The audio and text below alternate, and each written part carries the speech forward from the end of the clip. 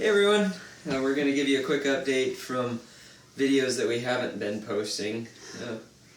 But a little update on our Yay, Nayeli, and just some other stuff. It's winter on the farm, so I just wanted to give a few things, just something to talk about, I guess, to fill some time. But so anyway, yeah, you want to give an update on? So we are taking the case to Mayo Clinic to try to see what they have to say about her demyelinization in her brain. The MRI showed that there was demyelinization, and I quickly tried to do some diet intervention just to try to promote healthy fats, increase the greens that she's eating and everything. I also pulled out gluten, but not quite at first. I sporadically would pull it out, and I think that when we noticed some improvement, and I gave her a little cookie, a little glutinous cookie. And one day at the lake when we were she was doing really well. And then she went down for a nap.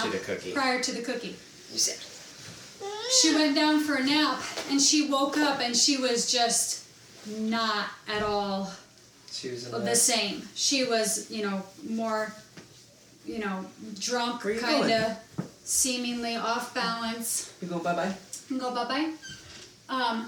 So I realized that that the gluten was affecting her a lot, whether that was the issue or not. Then I looked up about the brain and gluten, and there's actually called something called gluten ataxia, where your brain actually attacks, your immune system attacks a part of the myelin sheath on your brain, so it can show up as that on an MRI, because it is like demyelinization, but it's caused by gluten.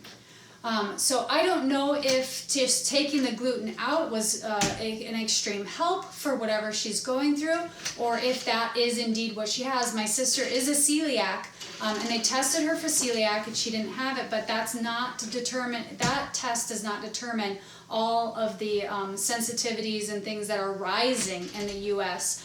Due to such glutinous flour that we have nowadays after hybridization and everything, and it doesn't help that our gut microbiome is not as good as it was before. Our gut biome is not great. We spray Roundup on wheat 3 days before harvest, and then we expect that Roundup not to affect our tummies. Although it might not kill us right away, it's killing us slowly by just messing up our microbes in our tummy that have to do with health through your whole body. Physicians are really realizing that the gut microbiome is extremely important when it comes to a lot of physical ailments in the body. So we cut out that, but I also noticed that right from the get-go, she's always been, from the symptoms starting, she's been itchy. And itchy to me is, and to other people, it's kind of more of a symptom of an allergy.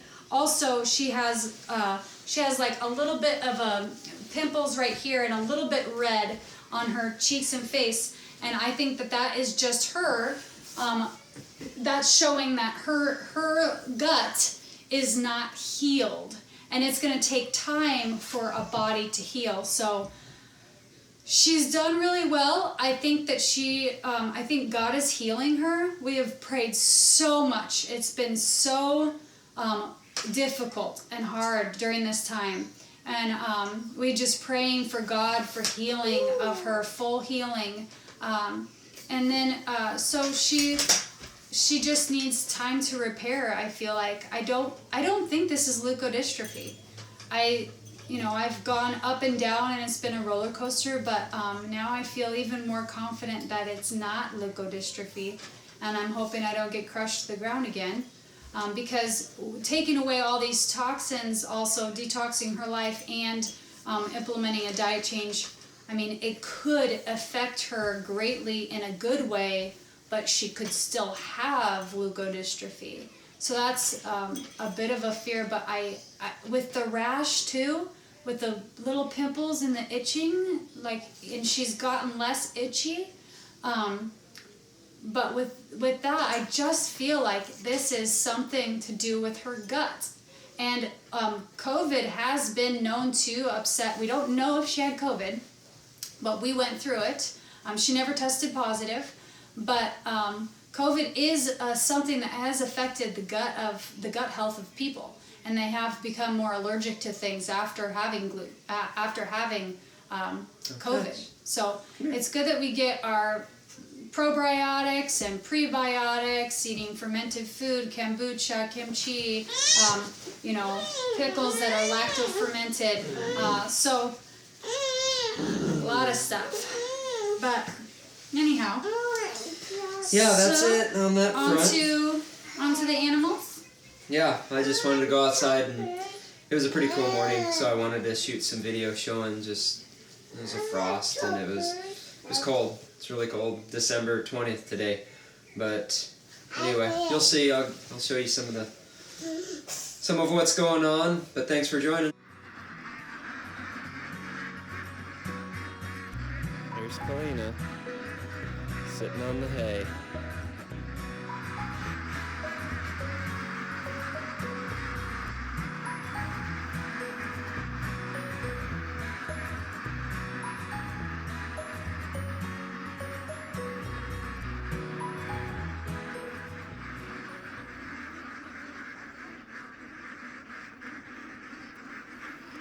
Here's the cows again.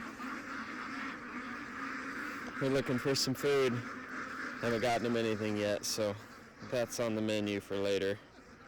Well, just in a little bit here. Hey, girl. Hey, Kalina.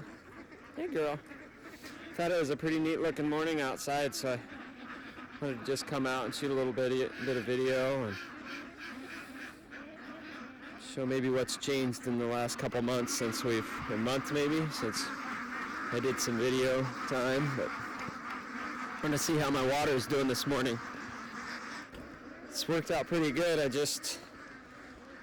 wasn't sure how I was going to keep everything thawed out for the winter for waters, so I just ended up doing there's a heater that I've put inside of this, a submersible water heater, tank heater. I think it's like 700 watt or something like that, and I figured since it's contained, it's gonna hold the heat pretty well, even if it was undersized. But then biggest issue that I had was trying to keep my valve from freezing up, so I thought, well, I'll just let it trickle and see if it holds all night. So I think last night it got to probably 15 outside, 15 or 16, and that's held. A few nights ago I think it hit 12 degrees and it still held fine. I'm going to have to get another heater for the cattle. No, I have to break it up and put new in. So if I get another one for them, I should be sitting okay. Here's our cow. Looks like she's got a little work going on the tail end. But anyway, we're thinking she's pregnant. I don't know if anybody can tell me whether or not they think she is. She's looking wider, that's for sure. We haven't really noticed any discharge or anything, but based off of her bred date, we should be due January 4th, which is about a week and a half. I guess it'd be 2 weeks from today. There's Chip, the boy's named. Pretty nice looking guy. He's gonna end up beef for us.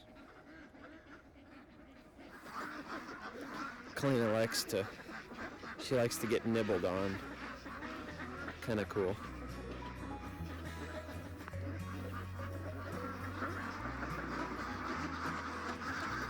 And it's a cold morning outside.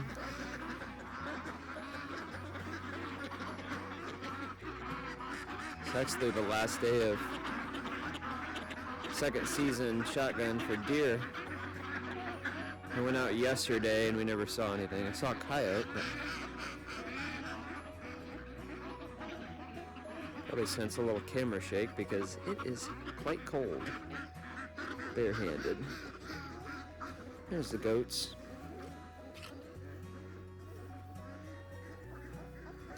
There's the buck. Last you would have seen him, he was on a leash, but we've got him back in, exposing Or exposing the females.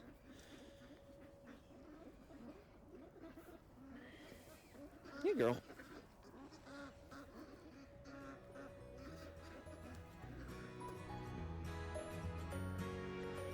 This is all we've got left of hay for the winter. I think we're gonna have to go buy some more, but that's, so there's 3 by 2 there, so there's six bales left on the rack. One there. They're going through one about every, they're going, yeah, about every 8 days, I guess. So that doesn't calc out to be very favorable for us without having to buy more. Had a pretty cool frost this morning on the trees. You can see it. Gotta go slow.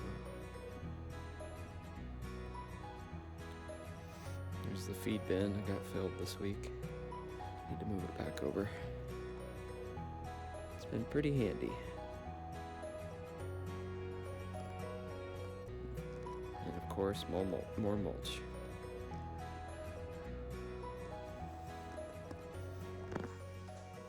Darren, you want to talk about your new device? Oh yeah. Well, watch this. So like it's me setting this out, that tiny hook.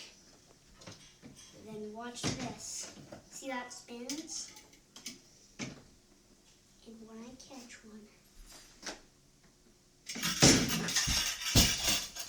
Well, on the ice it's gonna work better.